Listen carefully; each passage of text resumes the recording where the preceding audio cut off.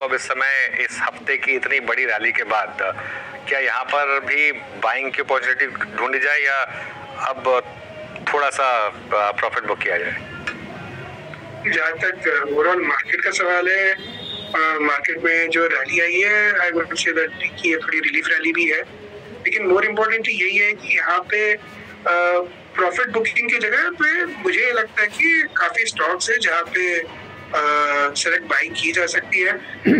Bottom up stock picking में मुझे लगता है कि अभी भी काफी पैसे बन सकते हैं, क्योंकि बहुत सारे स्टॉक्स है जहाँ पे लेवल्स अभी भी रीजनेबल है, और मुझे लग रहा है कि यहाँ से नेक्स्ट 1 ईयर में डबल डिजिट रिटर्न बनने की संभावना काफी है। ओके, चलिए, तो ये तो ब्रॉडर मार्केट पे आपका एक आउटलुक हुआ नवीन जी, लेकिन अब आते हैं सेक्टर स्पेसिफिक होकर बात करते हैं। सडनली बाजार में इस बड़ी घटना या फिर इवेंट या फिर इस एक छोटे से युद्ध काल के बाद डिफेंस में, रेलवे में एक बड़ा मोमेंटम फिर आ गया है। आप इसको थोड़े से स्लाइटली क्या, इनफैक्ट ज़्यादा एक्सपेंसिव प्राइस पे भी चेस करने की वकालत करेंगे या नहीं करेंगे इस वक्त? जहाँ तक ट्रेंड का सवाल है, तो वो ट्रेंड तो आपका फ्रेंड होता है, राइट? तो उस हिसाब से अगर देखेंगे जो वे में जो डिफेंस स्टॉक्स में जो रैली आ गई, उसके लिए एक फंडामेंटल रीजन भी है कि डिफेंस का यूटिलाइजेशन बढ़ेगा और आगे जाके रिक्वायरमेंट भी रहेगी। ये एक बेस केस माना जा सकता है, जिसमें अगर हम बात करें कुछ जैसे स्टॉक्स है, जैसे BL हो गए, तो सब एरोनॉटिक्स हो गए, इन सब स्टॉक्स में मुझे लगता है कि बिजनेस केस बनता भी है और एक्सपोर्ट का मार्केट भी खुल सकता है काफी मेजर वे में। तो आई वुड से कि यहाँ पे एक स्ट्रॉन्ग केस बन रहा है। ये लेवल की जो बात है, वहाँ पे वैल्यूएशन ऑफ कोर्स महंगे हैं, लेकिन स्पेस हमेशा इंटरेस्टिंग रहेगा, तो शायद वैल्यूएशन सस्टेन कर सकते हैं एंड आगे जाके कुछ इंप्रूवमेंट आती है तो रिटर्न यहाँ से भी बनने की संभावना है।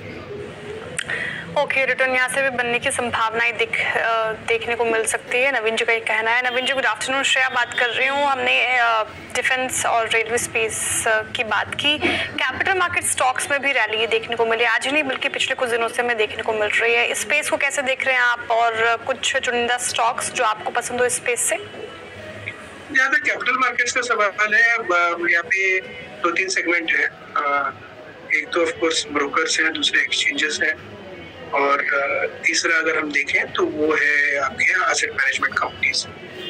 तो मुझे ये लगता है कि जहाँ तक एसेट मैनेजमेंट कंपनीज का सवाल है, वहाँ पे अर्निंग सस्टेनेबिलिटी ज़्यादा है।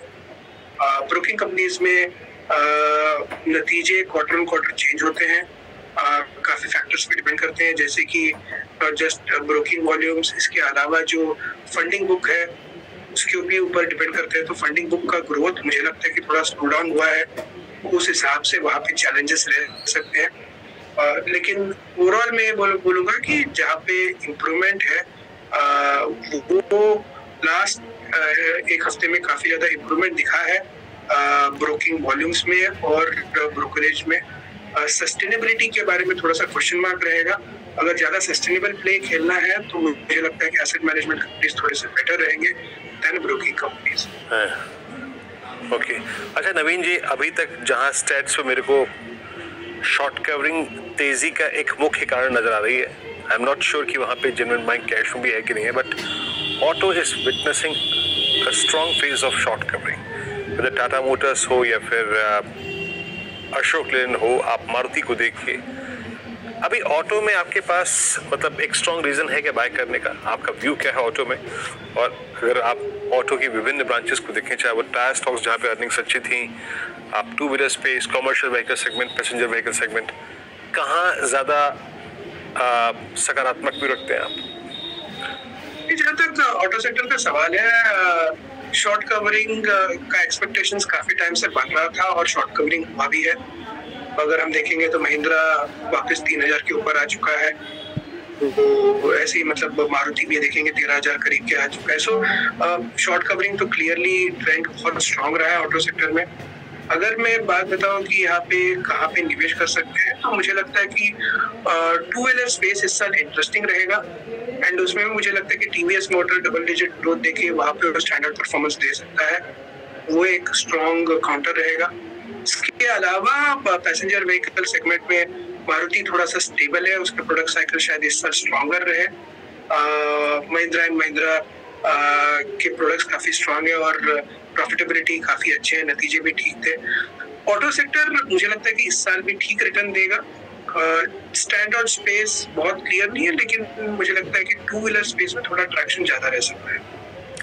टू व्हीलर स्पेस आपको ज्यादा बेहतर स्थिति में फिलहाल नजर आ रहा है नवीन जी, लेकिन क्योंकि हमने देखा कि पीएसयू स्टॉक्स में अच्छी बाइंग फिर से आती हुई नजर आई है, चाहे वो डिफेंस स्पेस से हो या फिर रेलवे स्पेस से।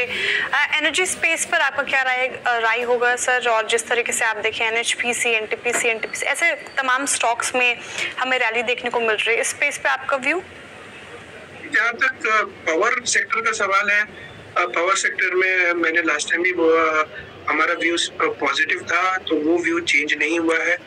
पावर सेक्टर मुझे लगता है कि इस साल अच्छा परफॉर्म करेगा।